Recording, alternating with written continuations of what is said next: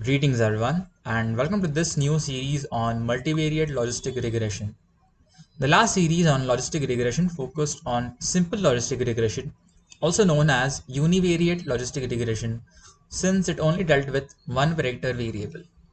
Here we will delve into the world of multiple logistic regression, also known as multivariate logistic regression, which, as the name suggests, deals with multiple explanatory variables for a binary dependent categorical variable. The aim of multiple logistic regression is the same in essence to that of simple logistic regression, which is seeking to find the combination of predictors that correlate maximally with the outcome variable. This model is a bit more complicated than that of simple regression, but the basic principle remains the same as stated before. Hence, I highly recommend that you watch my videos on simple logistic regression before watching this series.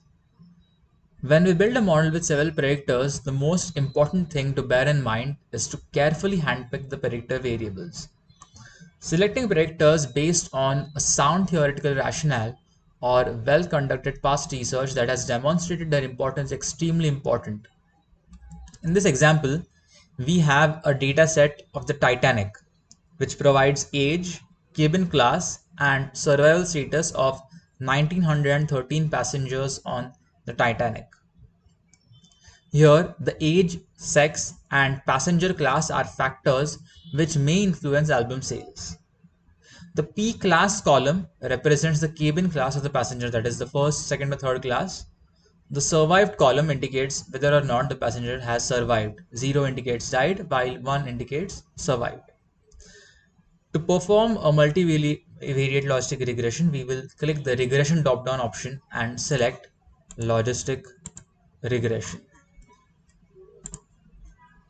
Our basic assumptions that the dependent variables are categorical and linearly related to all predictors and the effects of the predictors are additive.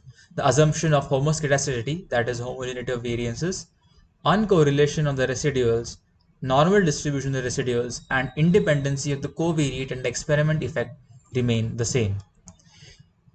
We can put our dependent binary or dichotomous variable survived into the dependent variables box and the other predictors which are carefully selected based on knowledge of being important determinants for survival into the covariates and factors box and let the software run the analysis.